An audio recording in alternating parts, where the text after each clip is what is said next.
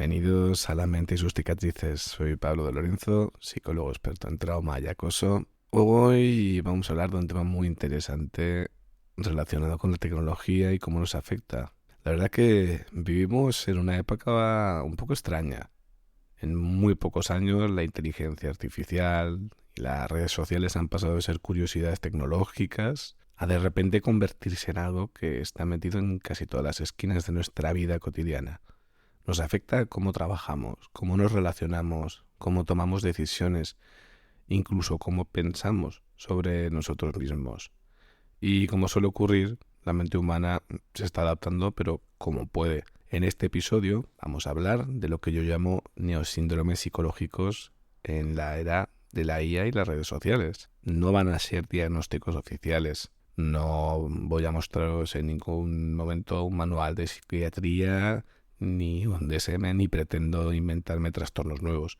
Más bien son maneras de nombrar patrones de malestar que estoy viendo cada vez con más frecuencia, tanto en consulta como fuera de ella, aunque no se les había puesto nombre. Y esto que hago hoy es un pequeño ejercicio creativo. Uso la palabra síndrome en un sentido amplio, en el que se refiere a un conjunto de síntomas, emociones y conductas que tienden a aparecer juntos cuando convivimos con ciertos entornos tecnológicos. La IA, los algoritmos de recomendación, la exposición constante en redes o el miedo a quedarse atrás están configurando nuevas formas de ansiedad, de inseguridad, de dependencia y sobre todo de desgaste psicológico. Mi objetivo hoy no es patologizar todo tiene su lado bueno y malo. Y tampoco decirte a ti, oyente, que estás enfermo por usar redes sociales o apoyarte en herramientas por IA. Yo también lo hago a veces. Sino ser humanos, ponerle nombre a las experiencias que estamos empezando a ver, vivir y sentir para que lo podamos reconocer, entender qué está pasando por dentro de nosotros y a partir de ahí empezar a tomar decisiones un poco más conscientes. A lo largo del episodio vamos a ir recorriendo varios de estos neosíndromes, viendo cómo se sienten desde dentro, porque vamos a hablar de ejemplos también en cada uno de ellos y de qué manera se van a enganchar en nuestra historia personal y qué pequeñas pistas nos pueden ayudar a detectar cuándo la tecnología deja de ser una herramienta y empieza a convertirse en una pequeña jaula para nuestra mente. Recordemos que son etiquetas conceptuales, no diagnósticos oficiales, pero nos van a servir bastante. Empecemos por el síndrome de disociación atencional digital. En este síndrome, en este cuadro, la atención va a estar fragmentada de forma crónica por la expectativa de estímulos digitales. No es un TDAH, va a ser una especie de doble pantalla mental permanente. La persona lo va a vivir con una sensación de no estar del todo en nada. No va a estar en la cena del todo, en una sesión de trabajo, en una reunión, en el cine. Siempre va a haber una parte de su mente haciendo como una especie de background checking, una especie de atención mental sobre si la han escrito, sobre si ha pasado algo en tal red, ha salido ya tal cosa. Y aunque no mire el móvil, ya está viviendo prácticamente en un futuro inmediato, anticipando la siguiente notificación. En la práctica se puede notar en cosas como que alguien mire compulsivamente el móvil en micropausas de 10-20 segundos. Va a haber dificultad para sumergirse en actividades profundas como leer, escribir, incluso pensar sobre uno mismo, sobre las cosas, sin tener que microescapar a la pantalla. Le va a costar mantener la atención sostenida. También va a haber una sensación posterior de, pues no recuerdo bien la película, la conversación o la tarde de hoy, pero no porque se disocie en sentido traumático, sino porque la atención va a estar fracturada. Y a un nivel más profundo incluso, el núcleo de esto puede ser una fragmentación del contacto. La persona no va a llegar a instalarse del todo en ninguna experiencia con el cuerpo entero. Es como diríamos una disociación suave, cotidiana, pero mantenida. Para alguien, por ejemplo, con una historia de trauma relacional, esta microdisociación digital puede convertirse a la vez en una vía de escape perfecta. Nunca está del todo presente en ningún vínculo, aunque eso protege, también empobrece mucho a la vez. Vamos a ver un pequeño ejemplo. Imagina que estás con una amiga tomando un café y en teoría estás a gusto. La conversación te interesa, pero hay una parte de tu cabeza que está en otro sitio. Notas el móvil en el bolsillo, palpitante, como si fuera un pequeño imán tirando de tu atención, y piensas, a ver si me ha escrito alguien. Igual han contestado al reel. A lo mejor hay un correo importante. No lo miras todo el rato, pero cada 2 o 3 minutos tu mente se va. Hace un microchequeo, una microdistracción, un microsalto. La otra persona te cuenta algo íntimo y de repente te pillas a ti mismo volviendo a ese mini viaje mental sin saber exactamente qué ha pasado en las últimas frases. Es decir, no te has enterado de nada. Y luego al llegar a casa tienes una sensación rara de he estado pero no he estado del todo. Y esto llevado al día a día sería pues un síndrome de disociación atencional digital. El cuerpo está, pero la atención vive enchufada a una especie de segundo plano de forma casi permanente. Vamos al siguiente síndrome. Aquí nos encontramos con el síndrome de ansiedad de obsolescencia cognitiva por IA. El eje central de esto sería el miedo a volverse una especie de inútil a nivel intelectual frente a la IA.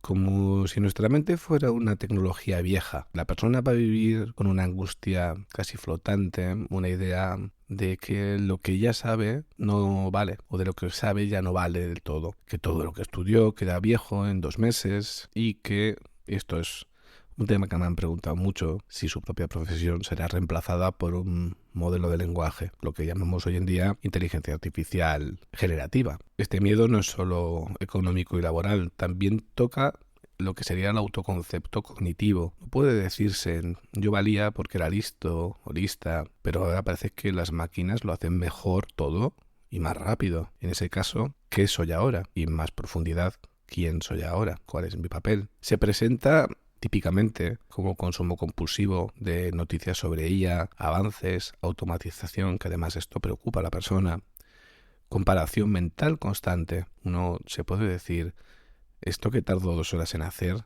la IA lo hace en 30 segundos. También se pueden dar bloqueos creativos.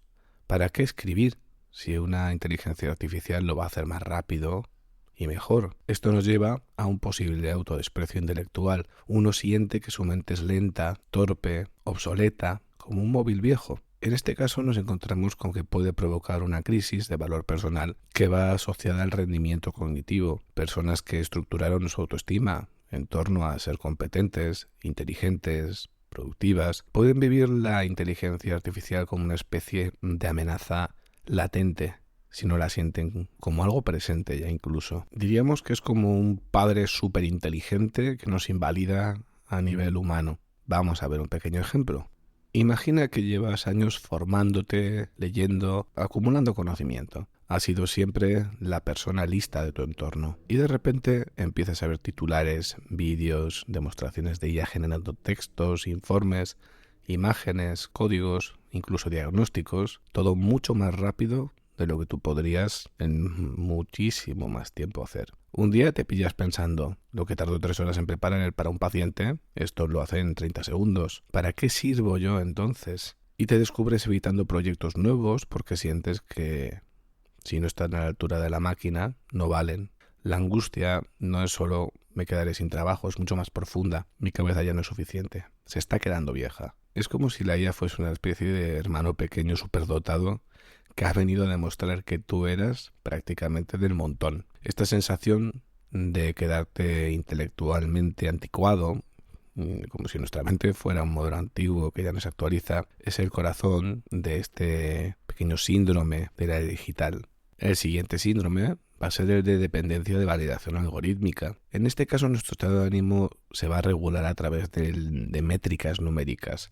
Likes, reproducciones, comentarios, nuestros estados en los rankings de lo que sea, y no a través tanto de vínculos humanos ni criterio interno. La persona puede sentir subidones reales cuando un post funciona y lamentablemente hundimientos profundos cuando no. No es que uno se pregunte ¿me gusta lo que he hecho? O ¿cómo ha ido? El ha ido significa estadísticas, métricas, cosas como muy objetivas, ¿no? No tanto la satisfacción personal de lo hecho. ¿Cómo se puede ver esto? La persona revisaría compulsivamente estadísticas, incluso cuando sabe que no han cambiado. Va a haber dificultad para disfrutar de crear si no hay una respuesta inmediata, un feedback instantáneo casi. Y puede interpretar una caída de alcance como una crítica personal. Es como si el algoritmo le odiase o que ya no importa a nadie.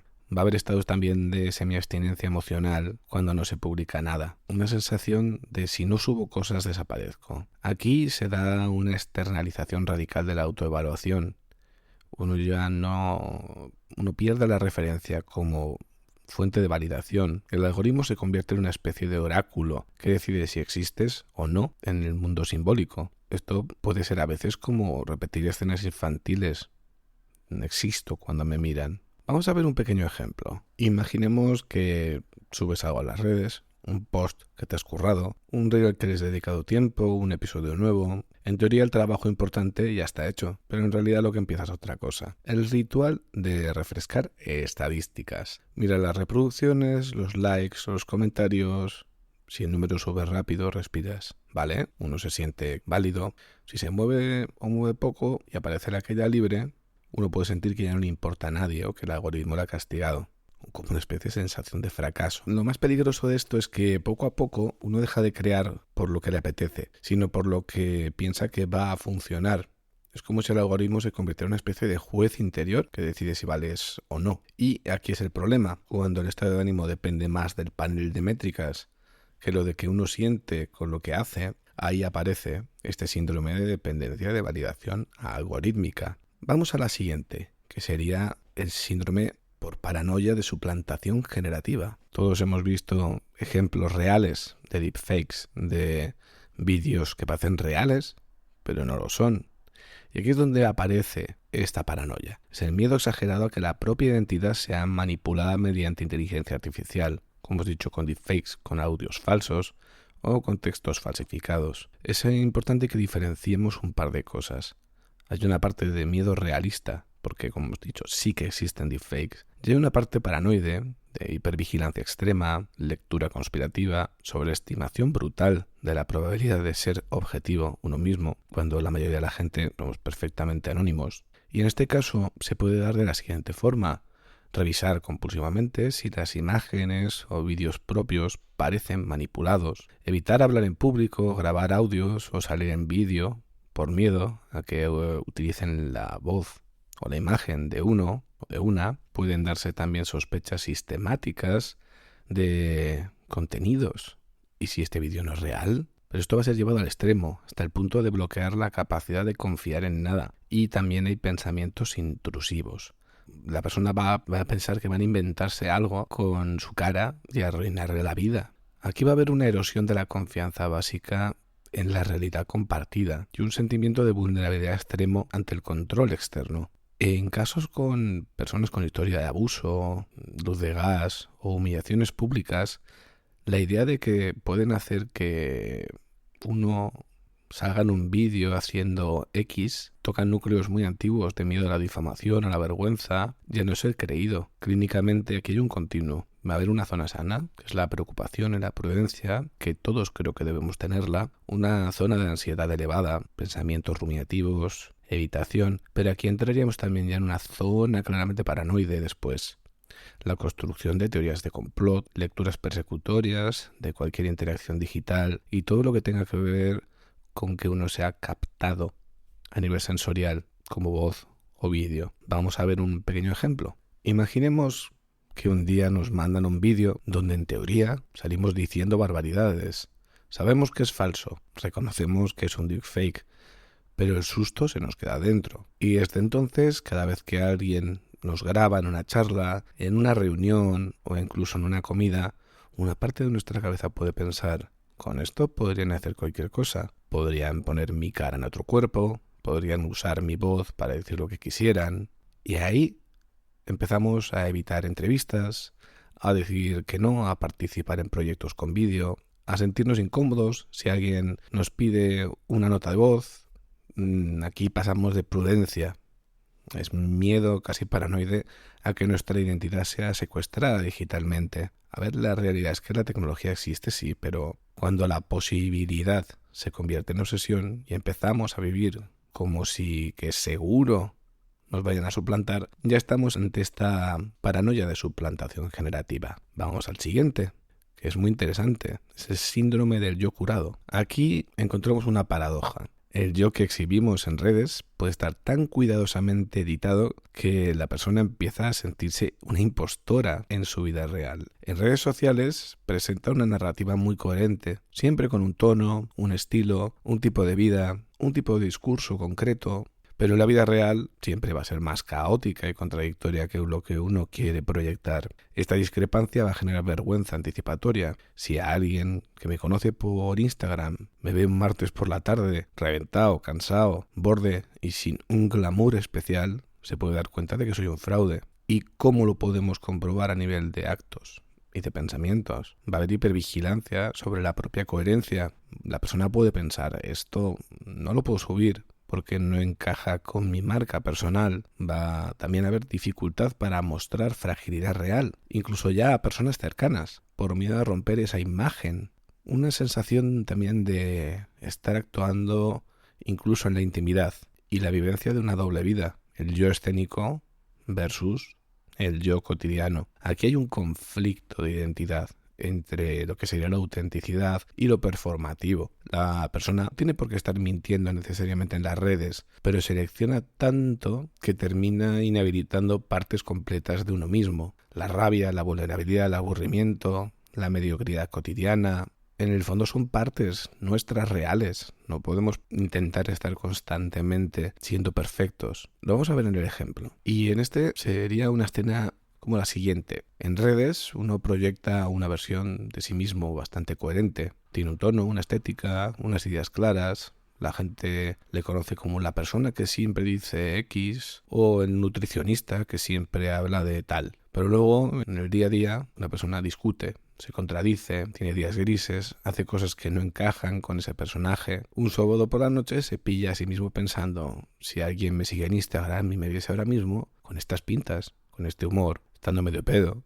y con este caos, fliparía. Entonces la persona puede empezar a sentir que hay una brecha entre lo que realmente es y lo que enseña, y en lugar de intentar integrar esas partes, de ver que, bueno, pues uno es un personaje que se ha creado de cara a la galería digital y que lo que hay en su realidad es algo que es comprensible, ¿no? Un ser humano con matices. En este caso, lo que hace la persona es intentar que su vida real parezca cada vez más al escaparate que venden en redes sociales. Va a ir recortando facetas, emociones, errores, porque no quedan bien con la marca personal. Esa sensación de impostura suave, de estar actuando su propio personaje, sería en gran medida el síndrome del yo curado. Vamos al siguiente, que sería el síndrome de la fatiga de microexposición social. Aquí se va a dar un agotamiento mental por una exposición social constante, pero de baja intensidad, stories, estados, pequeños posts, que hacen que siempre esté un poco en escena la persona. No es que uno sea famoso, es tener un círculo amplio de conocidos que van consumiendo trocitos de la vida de uno a diario. Eso genera una especie de conciencia de público que se ha interiorizado. Incluso cuando uno no está posteando, piensa en cómo quedaría eso si lo compartiera. Y eso genera cansancio difuso después de un día aparentemente normal, pero con muchas microinteracciones digitales. Va a tener la persona dificultad para sentir verdadera intimidad. La mente está pensando, esto podría ser contenido. Va a dar sensación de habitar una especie de escaparate, donde cada gesto puede ser observado o recordado, y una fantasía recurrente de desaparecer de redes para siempre y a la vez un miedo intenso a hacerlo. Aquí va a haber una inflación de la autoconciencia social. La persona está demasiado tiempo en un modo como de percepción externa, de cómo estoy siendo percibido. Y el sistema nervioso no descansa nunca del todo. Siempre hay una preescenificación. Esto si lo pusiésemos en personas con una historia de trauma, pues con crítica, humillación social o control familiar, esta microexposición puede reactivar un viejísimo patrón. Es el vivir pendiente del ojo del otro. Padre, madre, grupo. Por por ejemplo, a la clase en casos de bullying, y hacer de la vida algo a evaluar constantemente. Vamos a ver el ejemplo. Como hemos dicho, no hace falta ser famoso para estar expuesto. A veces basta con tener un mínimo grupo de seguidores que ve las stories de uno cada día. Imagina que te levantas, subes algo del desayuno, luego un trozo del trabajo, una queja, un meme. Son pequeñas ventanitas de ti que se van acumulando. Pero al final del día uno nota un cansancio raro. Uno no ha dado una charla ante 1000 personas, no ha salido en la tele, pero siente que ha estado de cara al público todo el tiempo, como si una parte de sí mismo hubiera estado todo el día en un escenario invisible. Y uno empieza a pensar cosas como, ¿esto que estoy viviendo ahora, lo cuento o no lo cuento? Incluso antes de sentirlo del todo. Y la persona pierde poco a poco una sensación de intimidad con su propia vida. Este simple hecho de existir se siente un poco como estar siempre en una especie de posible escaparate social. Y aquí es donde aparece este síndrome. Vamos a por el siguiente, que es lo que he denominado anorexia de notificaciones. En este denominado, porque recordemos que no son diagnósticos reales, síndrome por anorexia de notificaciones, habría una obsesión por llegar a tener todos los indicadores digitales en cero. Emails, mensajes, notificaciones, buscando una paz que nunca llega del todo, y más aún cuando hay aplicaciones que se encargan constantemente de que haya numeritos para tener que cerrar. Y en este caso no se trata solo de orden, sino de una relación casi compulsiva con cualquier numerito rojo. La notificación se vive como una intrusión, un recordatorio de que algo está descontrolado o pendiente. La persona dedica mucho tiempo a limpiar en lugar de priorizar. Veamos puntos concretos, conductuales y cognitivos. Revisar y contestar mensajes incluso cuando no hay urgencia, solo para quitar el aviso. Archivar, borrar correos sin leerlos a fondo solo para vaciar las bandejas.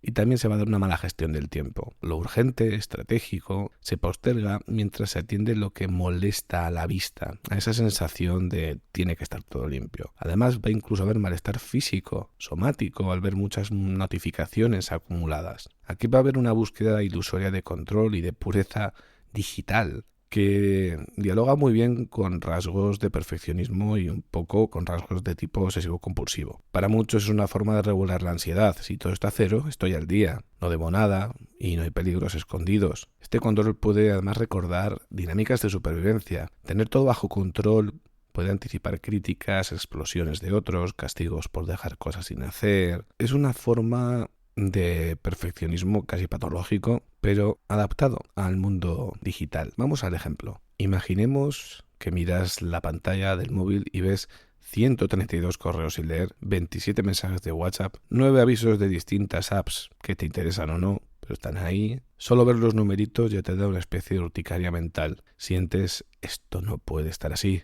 Entonces te pones a limpiar, abres correos solo para marcarnos como leídos, sales de grupos, contestas mensajes a toda prisa, archivando cosas que igual necesitaban una lectura más calma. No estás priorizando, estás barriendo iconos rojos con tu tiempo y priorizando otras cosas que podrían ser más importantes, como estar presente donde estás. Cuando por fin dejas todo a cero, respiras. Pero esa sensación dura muy poco, porque a los 10 minutos vuelve a aparecer otra notificación y la rueda empieza otra vez. No estamos hablando de organización saludable, sino de una especie de obsesión por dejar el panel limpio, como si el valor de uno mismo o su tranquilidad dependieran de no tener nada pendiente visualmente. Y aquí es donde hablamos de este síndrome.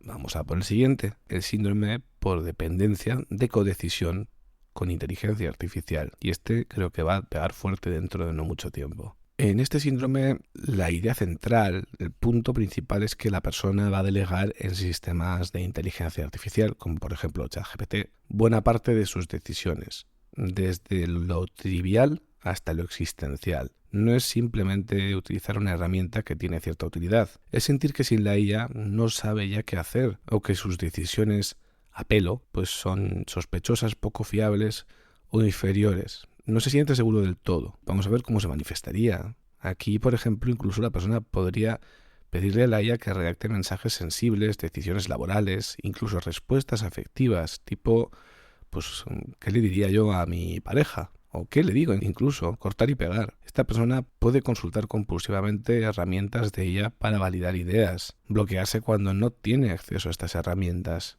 y desconfiar de la intuición propia o de su propio criterio si no coincide con lo que la inteligencia artificial sugiere. Recordemos que la IA tiene lo que se llaman alucinaciones o que también puede equivocarse, cosa que hay gente que a día de hoy, finales de año 2025, ya está empezando a dudar. Parece que la IA se ha vuelto el oráculo de la verdad absoluta y no es así. Pero en este caso, en este síndrome, se va a dar una externalización del juicio y de la capacidad de agencia, de la capacidad de la toma de decisiones.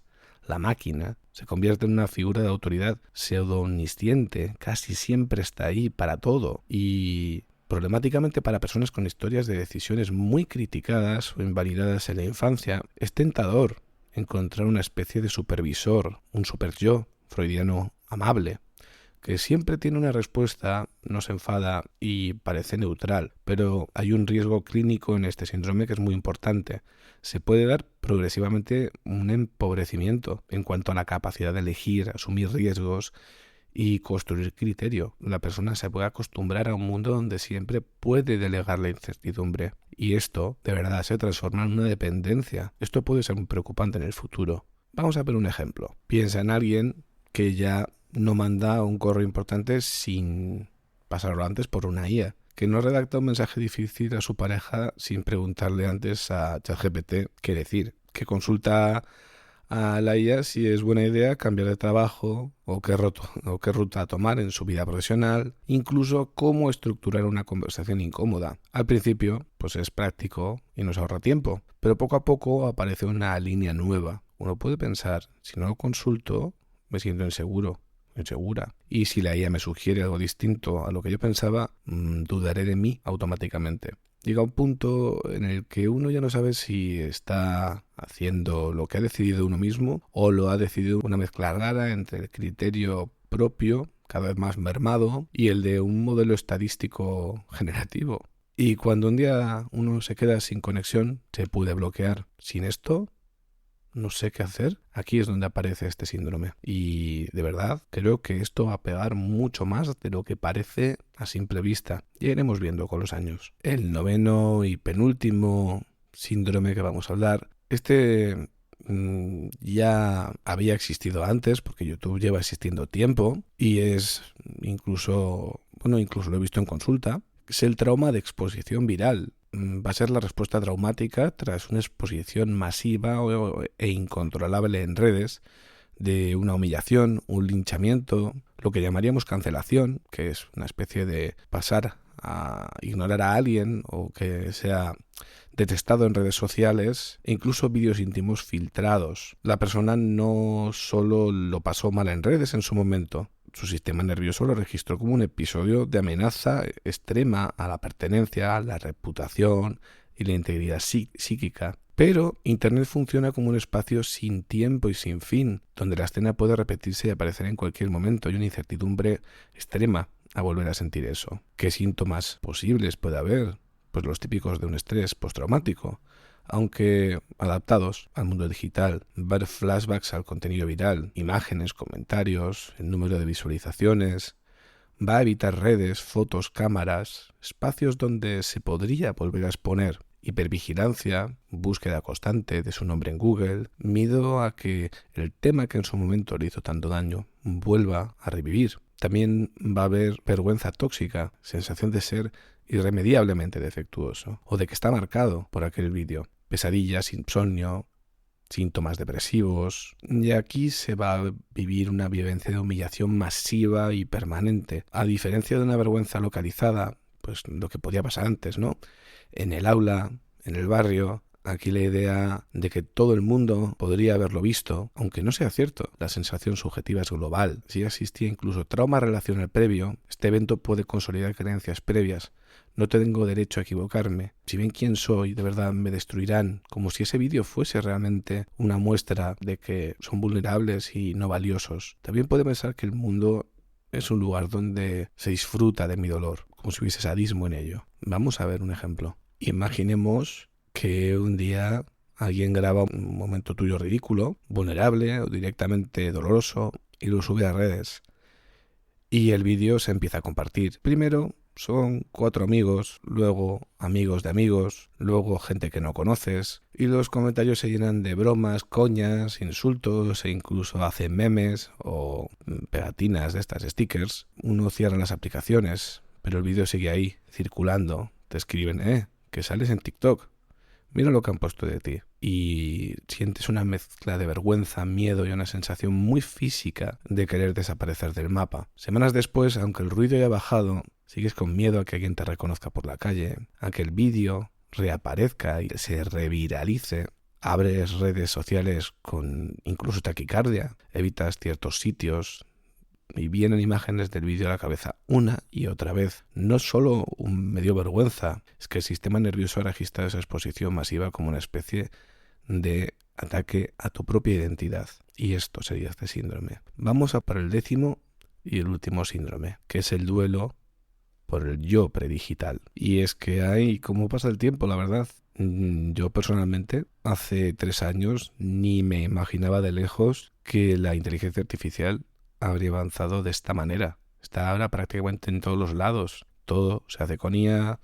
Se ve incluso a políticos metiendo gambazas, fallos enormes al leer documentos hechos por IA, en los que tras leer un precioso y elaborado texto leen en voz alta: ¿quieres que te sugiera otras 5 ideas de tal? Que esto ya lo he visto y además es bastante gracioso. Lo podéis buscar en internet. Y en este caso, el duelo por el yo predigital es una nostalgia que va a ser dolorosa por una versión de uno mismo de antes de las pantallas, que se ve como más auténtica, más creativa, libre o profunda. Ya es que va más allá incluso de una nostalgia pura y dura por la infancia o por un pasado que éramos más jóvenes o más funcionales o con una salud distinta. No es solo quejarse de cómo está el mundo ahora, sino que la persona siente una especie de traición a sí misma. Puede pensar que antes leía, escribía, pensaba y ahora solo hace scroll con el móvil.